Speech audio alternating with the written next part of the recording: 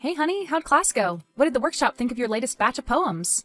Ugh, I don't know. People just don't get my work, you know? They just sit there with those stupid looks on their faces, just not getting it, you know?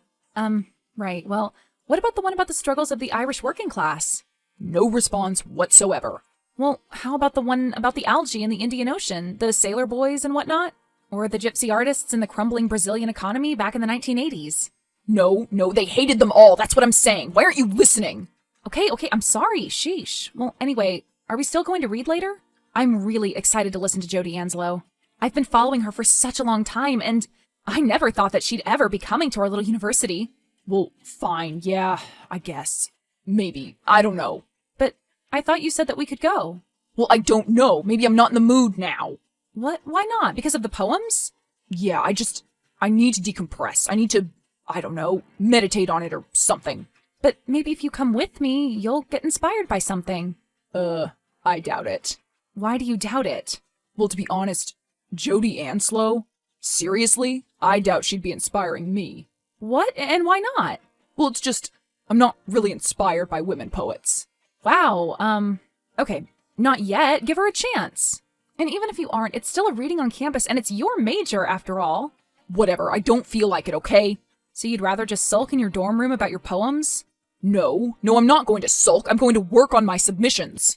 Well, that's good. Where are you submitting this month? Angelo Bow Review, Eurobean, and, the Sprightly Bee. So you're going for the Sprightly Bee again, huh? Yeah, I'm going to try. Why, you don't think I can do it? I never said that. God, you're paranoid. So you think I really could? You think I could get published there? Well, sure, why not? What poems are you thinking about submitting to them? I'm thinking about maybe When the Dawn Meets the Dew. Okay, I love that one. What else? Maybe The Tailor and the Podiatrist. Maybe, sure. And The Taming of the Shoe. So, a big feet theme, huh? Just 2 out of 3, but what do you think? You think those are good choices? Yes, absolutely. I think you should do it. Well, okay, if you say so. Why don't you submit something? I mean, you always talk about it. You can't be all talk and no action, Sylvie. Otherwise you won't get anywhere. I know. I need to. I think I'm just afraid of being rejected. But that's part of the whole game. You have to get used to it. I don't know how to compete in this business if you can't take it. Business? Well, that's what it is, you know. Creativity is a business, after all. I know, that's what you keep saying, but I don't know if I'm cut out for that part of it. What do you mean? What part are you talking about? You know, the whole competitive nature, you know? Like you, for instance. Well, what do you mean? What about me? Well, this whole thing about getting into the Sprightly Bee, you know, I just don't think I have that drive.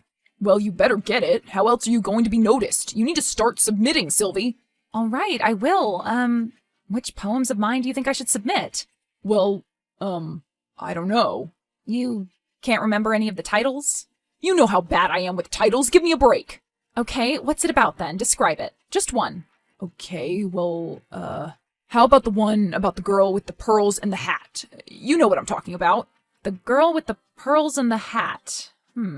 Yeah, you know, she joins the circus and then gets attacked by a lion and ends up getting her arm amputated. I think you're getting me confused with one of your buddies down at the brewery. No, they don't write poetry like yours, believe me. Oh yeah? The boys' club poems are all masculine and edgy, are they? Some of them, yeah. They can't be read at any of our workshops or campus readings. It would upset too many people, too many of the girls, to be honest. Oh? And why is that? Is it sexist? No, it's just some of the language may be a little offensive to some delicate ears. You know what I mean? So you think girls can't handle a little bit of salty language in their poetry, Tucker? I'm just saying they couldn't relate to the themes. And what themes are you talking about? Are you insinuating that we're some kind of toxic male group or something? That we're toxically masculine or something? Hey, I didn't say that. I wasn't thinking that at all. Fine, whatever. So you really aren't going with me to the Jodi Anslow reading? No, I'm just going to stay in tonight. Okay, fine. Have it your way, I guess. I'll just have to be inspired without you. Look, don't bust my balls, okay? I don't want to go. I was just kidding, jeez. Fine, whatever. Bye. Hey, Lainey. Hey, girl, or should I say poetess? What's up? Oh, nothing much. Just getting back from my poetry reading. Oh, right. What's her name again? Why, so you can pretend like you're interested? You can see right through me sometimes, can't you? Well, that's part of being a poet. You see things other people can't see. I suppose. I wouldn't know anything about that. I'm a gym major, remember? Physical education, right? Isn't that what you call it? Nah, I'm a gym major, loud and proud. I'm going to make little wussy poet kids like you cry. Oh, gee, well, thanks a lot. The sad little poet kids of the world, thank you. Hey, somebody has to make sure you little emos stay in shape. And somebody has to make sure you jocks have a brain and heart. Yeah. We're unlikely friends, huh? Well, if it wasn't for that Tai Chi class we took together freshman year, we never would have met, would we? Who knows? I may have seen you on campus at some point. Yeah, but two people like us, why would we ever have a reason to talk? I guess that's true, isn't it? We certainly weren't going to meet in a poetry class, that's for sure. Or sports medicine. No. But you should come with me sometime. Come with you where? You know, to one of the readings. Who knows? Maybe you'll enjoy it. I don't know, Sylvie. I'm not sure that's my scene. I don't know if I can sit still that long. Oh, you have no idea what some of these readings are like. Really? What do you mean? They're exciting. They're alive as any game, believe me. Well, I'll think about it. What about your little poet laureate boyfriend, though? What about him? Doesn't he usually come with you to those things? Well, yeah, usually, I guess. Okay, so, I don't know. I'm not sure I'd want to be hoarding in on that, quality time together. Believe me, he wouldn't be hoarding in any quality anything. And that is if he even goes. What do you mean? He didn't go with you tonight, you mean? Nope. No, he did not. He just stayed in his dorm and pouted. Oh, that's great. What was he boo-hooing about this time? The cafeteria ran out of Pizza Hut breadsticks again? His workshop didn't like his new poetry, I guess. Oh, like that's a surprise. Hey, be nice. He's still my boyfriend. I guess. Look at it. I don't know diddly jack squat about poetry, but I can tell the difference between something genuinely moving and hacky crap. And your stuff is the only stuff that's ever made me cry, and his, well, it's a little more abstract, a little more, surreal. A little more bad. Go ahead, you can say it. And a little more schizophrenic if you ask me. The man should get checked out. He could be dangerous. Well, I don't know, maybe, but it's just poetry. That's what poets are like. Difficult and weird. Well, I don't get it. It's okay, you don't have to. Just stick to dodgeball and climbing ropes. Ha ha, so funny. You're so funny for a poet. I had no idea that they'd have such a great sense of humor. Hey, it's purely observational. Commenting on the absurdity of life, comedy and poetry. In both professions, you must pay strict attention. Ah, I see. Well, I'm zoning out now, I must say. You Philistine. Oops, I can't help it. Well, neither can he. Oh, really? He can't help being a total sexist jerkwad? When did I ever tell you that he's sexist? Let's start with the fact that you're not denying that he is sexist. Okay, I'll be honest. Some of his poems do seem a little bit... Like he hates his mom? Yeah, he does have a few mommy issues, I think. A few? Oh, please. I wouldn't be surprised if on Christmas break he still breastfeeds. Oh my god, Lainey, are you serious right now? What? What's the problem? I thought it was a rather poetic image. And a disgusting one, too. You haven't met his mother. I have. Oops, well, sorry about that. So, he does have mommy issues? Well, I mean, I think so. The way he talks about her, and his sister, too, it's kind of scary. Scary? Like, what do you mean? Like you don't feel safe around him? No, it isn't that. At least, not right now. But I wonder, if he talks about his own mother and sister like that, what's stopping him from talking about me like that? Well, now that is a very good question. But anyway, the guy's a pretentious jerk, and he can't handle any criticism whatsoever. It never would have lasted. I don't know, maybe you're right. I mean, it's less likely than not that he's going to become a best-selling author or something. Then I'd just be stuck with a miserable, boring guy who blames everyone else for their problems. Which pretty much sums up what he's been doing anyway. Yes. Sylvie, haven't you ever seen The Shining? That's who you would end up with. Oh, jeez, come on, Lainey. I'm just trying to watch out for you, kid. Okay, fine. Be careful. Hey, Tucker, what's up? Oh, hey, I'm just writing. Oh, I'm sorry, I'll leave you alone. No, it's fine. Nothing's coming anyway. Where are you? Up in the cemetery, on the hill, where it overlooks the town. Oh, that's where you get all your thinking done, right? Yeah, been thinking a lot lately. Oh, yeah? What have you been thinking about? I don't know. The wind. You've been thinking about the wind? Yeah, you know, how it just moves and stuff and never stops moving. How things just sort of move from one place to another with it? Yeah, exactly. That's exactly what I was thinking about. Well, that sounds like a poem, a theme to one. You should write it. Yeah, I don't know. Maybe. I don't know. Maybe I should just quit. Quit writing? Yeah, I mean, who cares, right? It's not like I'm ever going to be making any money at it, right? Yeah, but it's your art. You love it, right? Actually, no. I freaking hate it. I hate writing. What are you talking about? I don't know. I think it's the spirits of the dead. Maybe they're affecting me in a negative way. Maybe you should leave the cemetery. It sounds like it's getting pretty windy out there. Well, look, I don't know. Maybe. Maybe you'll leave the cemetery? Are you planning on spending the night there? Look, we need to talk, okay? What about? I just don't think this is really working out. What do you mean? What isn't working out? Us, this relationship. Yeah, I was kind of afraid you were going to say that. I guess we have different goals. Different goals, huh? Like what? Well, it's just that you don't even submit any of your work. I know, but I've been looking into it seriously. Yeah, well, that's not going to save us now. I'm, not trying to, believe me.